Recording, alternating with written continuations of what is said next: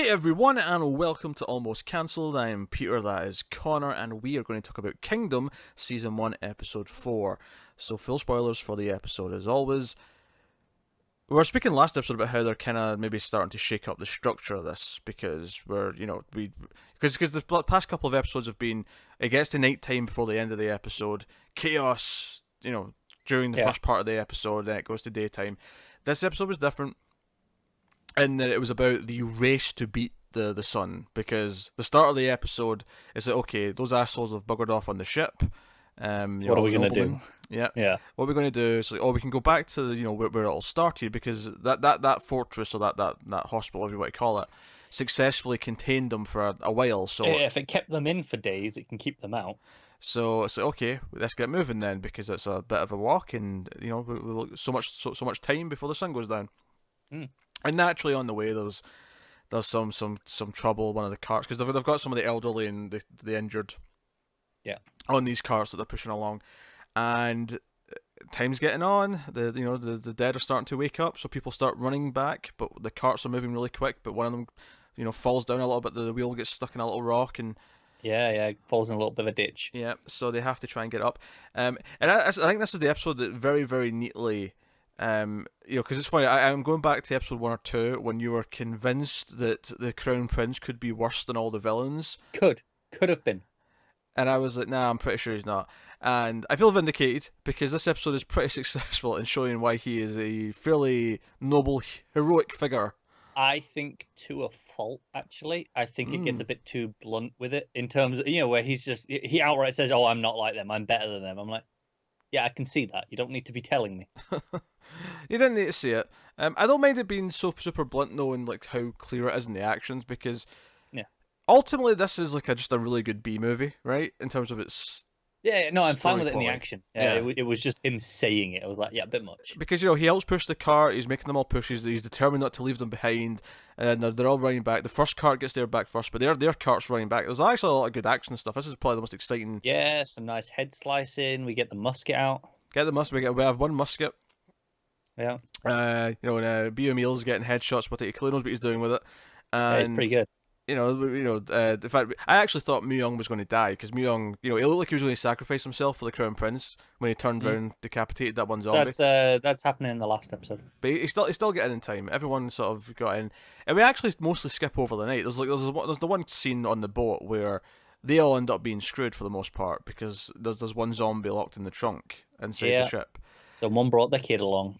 And don't worry, I'm sure the magistrate and his dude are probably fine. They probably jumped overboard. Yeah, that's what I'd have done if I were them. Yeah, because I feel like we're going to see more of them. I feel like it'd be weird for both of them just to die right there, but in a relatively quick and.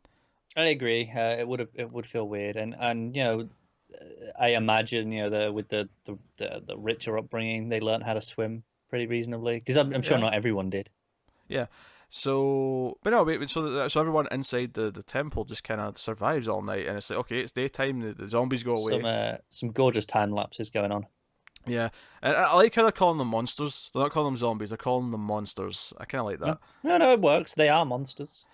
So, and then it does this really nice job where, the girl who we introduced to last episode is playing with the other kids, because Biomeal, because that's the other thing. Biomeal, like, in the back of my head the entire time, he seems like a nice guy here, because he's helping the kids, he's making them a ball, he seems to care about the people, but all I can think in the back of my head is like, this is all his fault.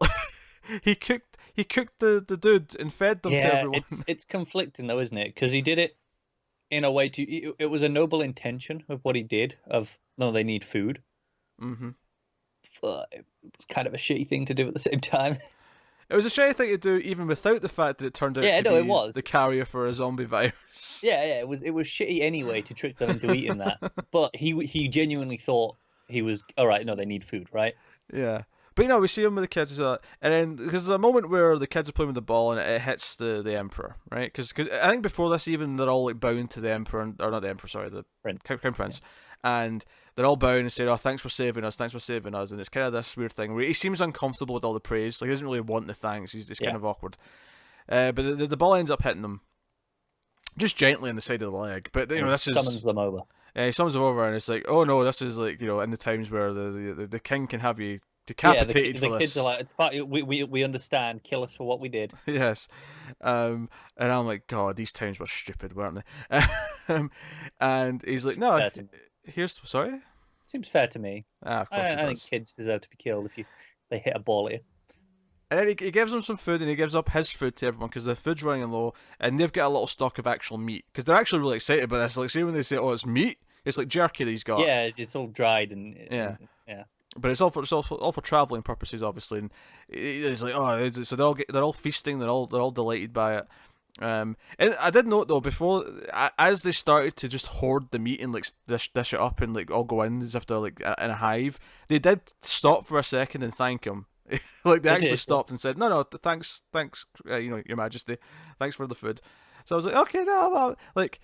And this was neat. So up until this point in the episode, this is neat because it's shown us that he is quite heroic. He is, better than the other characters, and it's making us root for him, right? And obviously we're rooting for some of the others as well. This is all very good, but it's also setting us up for some crushing blows because the Cho clan shows up, or as I am now going to refer to them as the Red Hats. Because they have these these are red hats that I expect like a really posh Englishman to wear in like Guy Fawkes time period. You think? I think the Guy Fawkes, it's like a red Guy Fawkes hat. Okay. Sort of tall. I can kind of see what you're getting at. I'm not sure I agree, but I see where your mind's linking it, I suppose. I don't know what the Korean is for remember the 5th of November, but I feel like I had it in my head as they were marching towards the towards the hospital. But anyway, so they show up and they demand the Crown Prince come out, and they shout that he's a traitor, and everyone says like, "What? That can't be true." Like he's been amazing to us. That can't be true. Yeah. And they end up just firing arrows into the building over the wall. Why wouldn't you? If you were them. Kara's really revealing how much of a sadistic little prick No. he is. I'm saying if you were them, and it's like, well, we might hit him. Why wouldn't you fire the arrows in? Because there's innocent civilians inside. Yeah, but they don't care. Like, we know they don't care, so why wouldn't they do it? It makes perfect sense to me. I wasn't arguing it didn't make sense. I get that they're assholes. I'm saying I understand why they'd do this. Why do you feel the need to point that out? No one was disputing why they would do this. I'm just saying, I get it. But you felt the need to say, no, I agree with this. I approve of this. Yeah, why not? So the fire and arrows in, people are dying. Everyone's trying to duck for cover, including the Crown Prince, and it's all this narrow thing. But the real gut punch of this scene is when he looks over and the main girl, the little girl who we met last episode, there's been the main kid that we've interacted with, is dead. She's been shot with the arrow, and that was where I went, you know what? I kind of respect this show now because it ain't pulling punches. It's not. I mean, we gave it praise when it did just the stuff with the zombie kids a couple of episodes ago. Yeah. But no, just straight up, here's some dead kids. Yeah, no, it's not pulling punches, and I kind of appreciate that. And it was a really dark scene because, as with a lot of zombie stories, as with a lot of zombie fiction, ultimately you come down on this message of, you know what, man is really the real monster here. And this episode kind of shifted it to that point for me, where I was like, yeah, the zombies are bad, but they're just kind of acting on instinct. These human beings made this choice. They're being this brutal, and they are now more villainous than the zombies ever were. Yeah, I agree with that. So they're maybe not as much of a threat, but they're more villainous. Yeah, they're more villainous. Yeah. So no, I am honestly like up until this point, I was like, this is the best episode yet. I was so into it. I think the last like 10-15 minutes kind of dragged it down a little bit. Yeah, I think overall last episode ends up better still. But for me, the first 2/3 of this were the best the show has been, and then the last third. I mean, I did like some of what it does, but it came back to Cho, it came back to the palace, it came back to... None of it's bad, but I feel like the same way how I was saying in the first episode where it felt like I was just spending extended chunks of time with this other stuff that was not, at the time, that appealing, because it was not what it was, this is how you get me into the show, right? I mean, before we move on to that, though, we should probably mention there's also a great sequence where the Red Hats are actually sneaking into the base, like, in small groups, and it's really, there's a lot of... It's not smoke per se, but there's like it's not fog either. I think it's I'm not sure what it is, to be honest. Mist. Was it Mist? I don't know. I felt Yeah. then. They didn't fire anything before, because I was going to say they caused it, like it was them that were making the smoke from like fire or whatever, but it wasn't, because there wasn't any fire really. Not at that point, it wasn't.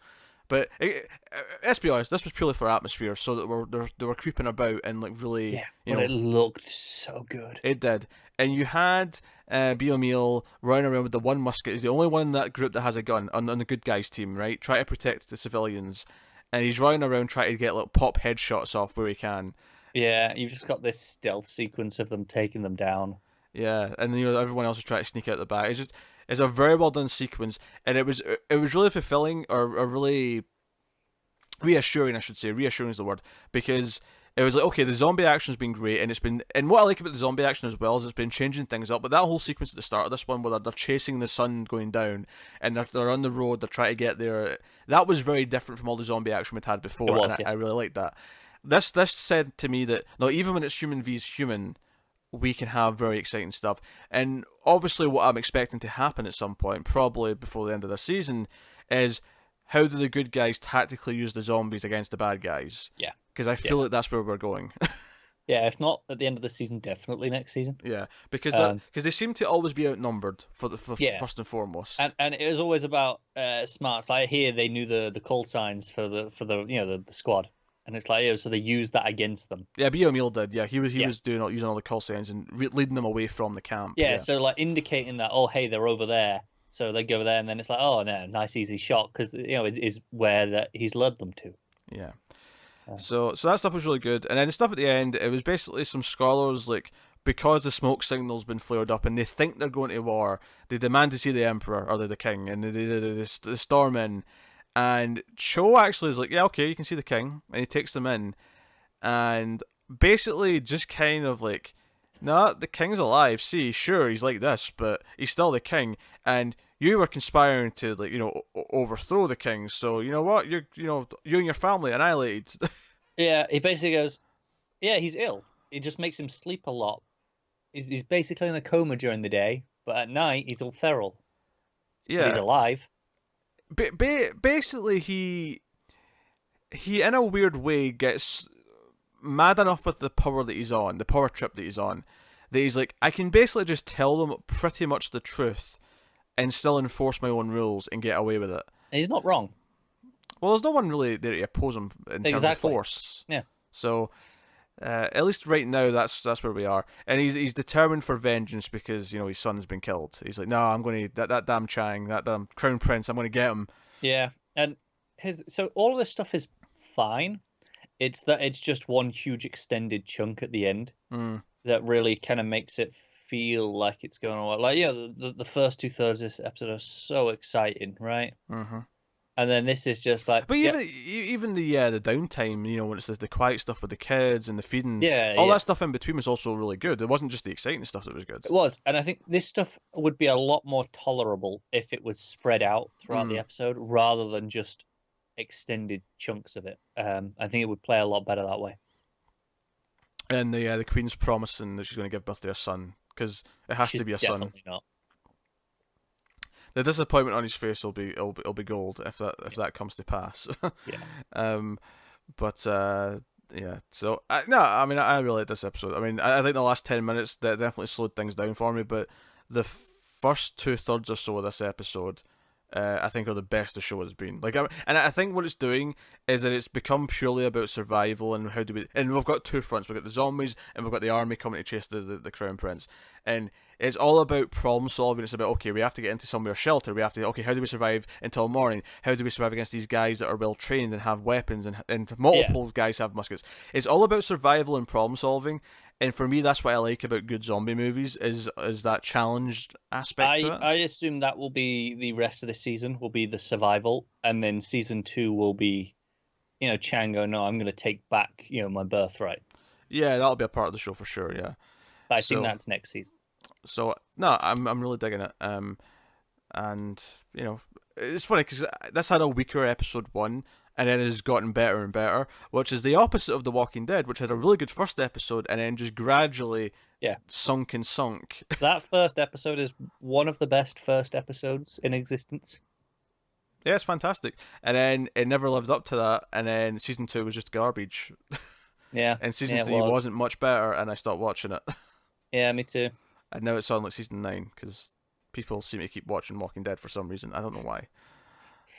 Because it's not good. Because people are awful. I mean, maybe it got better. I mean, it has been like 6 seasons since I saw any of it, but yeah, they've changed showrunners, right? Like a couple of times.